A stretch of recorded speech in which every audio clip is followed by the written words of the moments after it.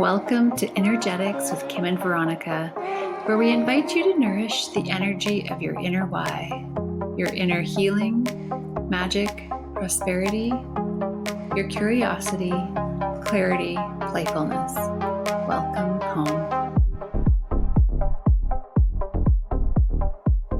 Hello and welcome everyone to Energetics. Hi, Kim. Hey! So excited to be here, and as always, inviting everyone to take a moment, a breath, a pause, and as we begin to engage in the conversation today, inviting you to approach the conversation with curiosity, as though you are listening to concepts for the first time. Some of the things that we talk about are ancient wisdom or conversations that have happened, from multiple people in multiple different ways. And as you encourage yourself to listen with curiosity, with a beginner's mind, see what might be here for you. Because if you're here, there's something for you.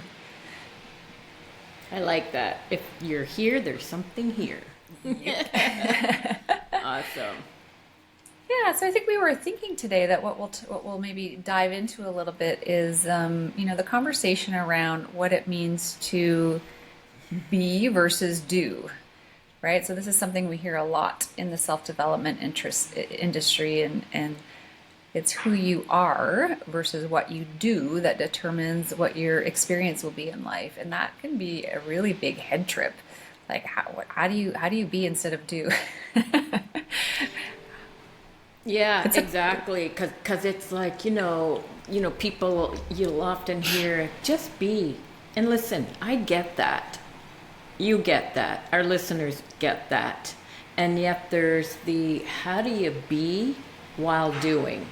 That's where it's led me recently, is how do I be while I'm doing? Because there is that component of, yeah, I've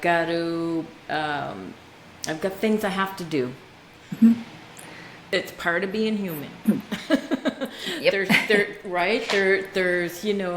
things that have to be done for when I'm working with clients, when we're doing this, to clean my house. So it's not about, here's I think where I had kind of gone with it, Veronica. I think I was looking at it at one time as one or the other. I can be or I can do. I think that might be what I was doing with it, is I was like, because in the morning, listen, I'm so good at being. You're very good at being. I'm very good at being. So I do this thing, and I call it a thing because it doesn't have a name, because it's different all the time. And I don't want to give it a name because then it's a thing, right?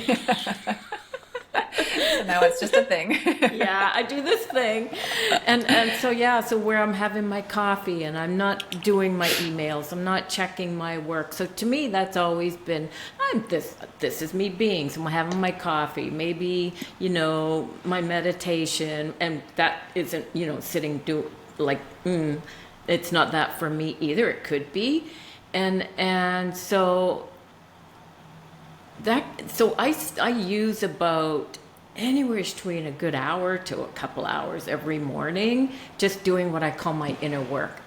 It's that, and connecting with me and all that's around me and all that kind of stuff. So to me, I've looked at that. I guess I've kind of looked at that as being. But then I started looking at the doing. Now I got to go and do this thing. So for me, I was separating the being and the doing. And one of our mentors, Melanie Ann Layer, her words for that are, how she say that? It's not what you're doing, it's who you're being while you're doing it. And I got that too. And at the same time, I got that, and then I got it in my own way, in a different way than that. And so it might be just fun for us to play with that for a bit. What do you think? Yeah, I love it. I love it. Yeah, and it's like I said, it's a head trip. It's something that we've explored probably for 15, 20 years, right? And then, just like how we talk about approaching the conversations with a beginner's mind, like there's new awarenesses that click in the more you continue to contemplate. And so I think it's a really fun conversation. And I love how you brought that out, Kim, about the separating it. Okay, now I'm going to be, and then I'll go over and start doing, and then maybe I can come back and be again, and right? Whereas, what if we are really conscious of who we're being while we're doing, and that doesn't mean we can't carve out time to just be. I think that's a beautiful, space to carve out for ourselves, where all we're doing is being and being with what's around us and what's in front of us and what's inside us. But the more we can integrate it into our day-to-day life, how brilliant and beautiful and magical can our lives become? I love that. Yeah, I love how you worded that. Because, yeah, it's about who am I being while I'm doing. Well, I can be, all the love and light and all that stuff, but there's still a little bit of a doing in there. So, and so that's where we can kind of, do the mind for ourselves, right? And so what I started looking at is in my daily life, because that's where life happens, is in our daily life. I started noticing in my daily life if somebody was doing this, that, or the other thing. I started to notice more and more how I was being with that. Meaning, yes, I can be an allowance, I can be an acceptance. However, was there a thought that popped in about, ooh, that person's being judgmental? And that is awareness, right? That is awareness.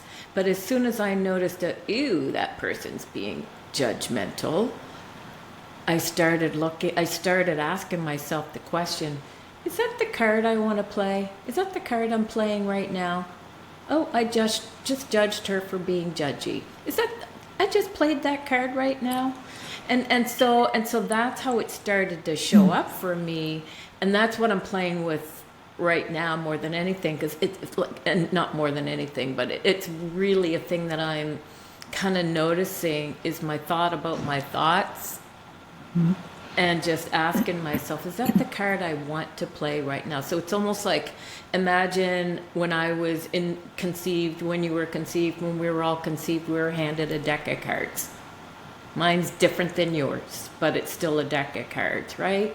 And I was dealt a hand. This is my hand for today, and that's your hand for today. I don't know about that hand today. I'm gonna fold that hand. I'm gonna choose a different hand. Right? It's like, hey, I'm going to deal out a different hand. And so I've got this, imagine I've got these cards in my hand, or this deck. And then it's like, is that the card I'm going to play today? Am I playing that card in this moment? Recognizing, guess what? I have a whole bunch of cards I can play in any moment. And so it's like, I'm going to take that and I'm going to lay that card down. I noticed I started to play that card, and I went, oh, is that really the card I want to play right now? So imagine if you're right. Imagine you're playing a game of whatever, and you have this hand of cards. It's like, what's the best card to play here in this moment? What is the best card I'm going to play? Oh, I started by default to play that card. Is that the card I really want to play? Let me sit with that for a moment. No, that's not the card I really want to play right now. Okay, what's another card? What's another card that's going to be a win-win? I love and it. And that's what I've been playing. And that's the analogy that came to me and for me is the deck of cards. We were all handed a deck. Right? Yeah. Yeah, I love it. Yeah, and so what card is it that did I really just play that card? Right? Okay, yeah, I did. Okay. I'm going to play another one now. And so yeah, I started looking at it like that. And so how I was being with the person who was judging, she wasn't judging me. I was just aware of the judgments.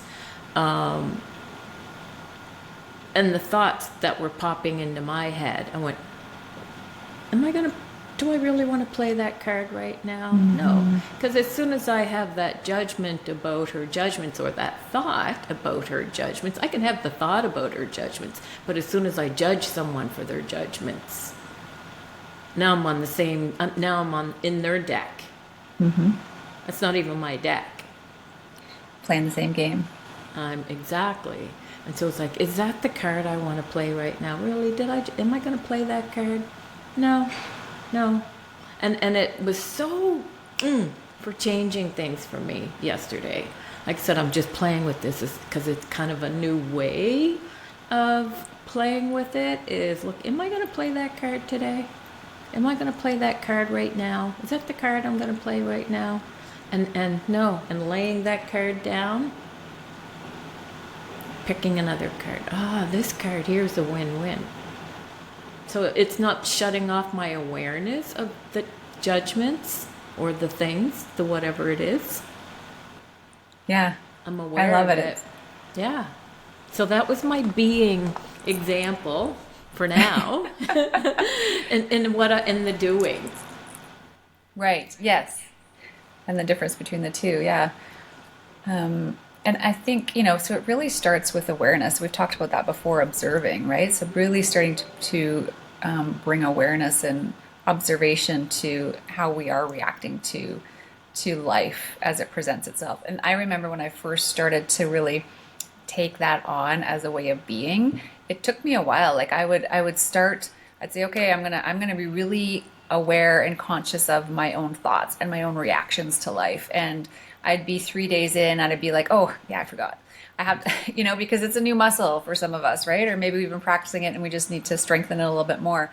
And then as I continued to choose that way of being, of really being aware of my thoughts and aware of my reactions, that time shrunk. And I am now at a place where most of the time, not 100%, probably 90, 95%, I am aware of how I'm reacting. And that puts me in the seat of being able to have the power to choose how I am going to react. And of course, I haven't mastered it, and I probably, never will fully. But it has, but having being in that place of power for myself and my own life, observing my reaction, observing my thoughts, and choosing something different has really then cultivated something new and different for me as I look to experience different things in my life. So an example for me is I've played in the energy, as you have too, Kim, the energy of money and wealth for, the last 15, 20 years. That's but something that's really been, I've been very curious about. And so I've explored it in so many different fashions. And I really am choosing to embody the version of me that is a wealthy being. That doesn't mean that necessarily I'm on, private jets, but I have a comfort when it comes to money. I have ease when it comes to money, and I have freedom of choice to choose things that I would like to experience. That's wealthy to me. And so as I've been really exploring the embodiment of that version of myself, I had a situation a year ago where I had a really big tax bill. And my old wiring kicked in, and my nervous system went into like shock and upset and why me and all of that. And I noticed myself doing that. And so I paused and stopped, and I really contemplated, well, how would a wealthy person respond to this? And that even just that question alone allowed me to shift into a different way of looking at the same situation. So that the situation itself didn't change, but my reaction to it did, because I chose something different. And I had so much more ease with it, right? Like I really saw myself, a wealthy person allows the money to come in and out. A wealthy person doesn't have a strong reaction in her nervous system when there's big swings. It's like I can embody a presence and a leadership and a power when it comes to money that allows me to, I'm going to be fine. I'm going to be, and I am fine. And so it not only helps me through that moment, but also I truly know to be true that it also changes what I will experience, in the moments and the days and the years to follow, because who we are in the moment translates to what we will experience in our life. Yeah. So you noticed the rabbit hole instead of going down the rabbit hole. That's right. Yeah, exactly. And we're so masterful at making things mean something when they're tough situations, right? We're so great at that. Like we can really make it really important and big, and you know, why me, and you know, like we're really masterful at that, but we're not always as masterful at either, you know, Mm. changing our perspective of the tough situations, but also really making meaning out of the good things too, right? We kind of dismiss the good things, and then we really embrace the challenging things. And so this whole concept of observing and noticing how we react to life is really, you know, I think really puts us in a place of control and power, if you will, of mastery of you know, where our life will lead to. Yeah, yeah, exactly. And that is energetics, right? That's playing in the energy of, one of the things that we all know about the Eastern cultures and many cultures is there's a reason they do things like Tai Chi and Qigong. They're working within their own energy anatomy before it lands into the physical. Because they say once something is landed in the physical, right, that it's we solidified it, so to speak. But prevention to me is, yeah, keep working with stuff while it's still out here. My hand. Big hand. That's a big hand. Like if we're working with things and aware of things while it's still in the energetic level of our being. So again, prevention. Then it doesn't have to land and be so solid, because once something is landed in the physical body, it's different. I don't want to say it's more difficult, because it's not that. That's not the word. But once something has actually landed into our physical reality, we're playing in a different field, let's call it that. But when we can do prevention, like I said, Tai Chi and Qigong, those are all prevention. They're playing in their own energy anatomy to keep that healthy, so that stuff doesn't land in the physical. And so the more we can play with the energy of, yeah, it seems like, airy fairy. However, what if it isn't? Right? Einstein tried to tell us all that kind of stuff. And so we're playing in the field of prevention and possibilities and all of that, instead of waiting until the poop hits the fan, right?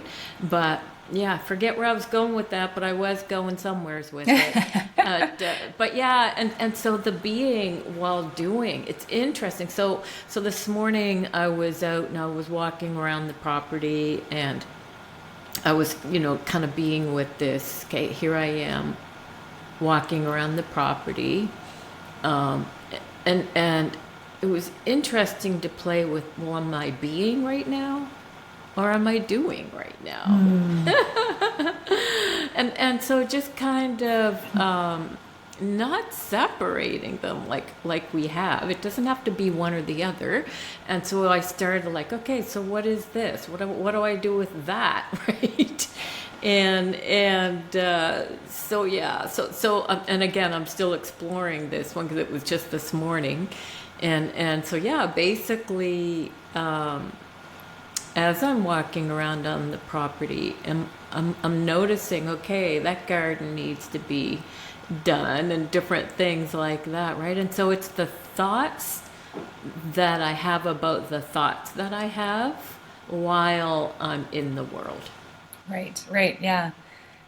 Yeah, I love it. And we've in prior courses that we facilitated, we have really led people through the practice of how do you become meditative in your day as you go through your day. So we have often learned about like carving out this time, and going into a cave or closing the room and blocking out all of the outside interferences so that we can just be, so we can meditate, so we can contemplate, so that we can feel our energy, or whatever that is, have a daily practice, if you will.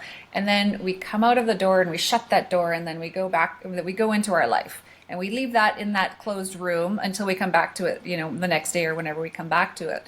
But you and I have talked a lot about like how do we bring that into every day, every moment as a way of being. So we, in a prior podcast episode, walked folks through a process of really connecting with the heart energy and the lightness of the things that we like to align with our true identity, if you will, and that higher lightness of being that we all have access to.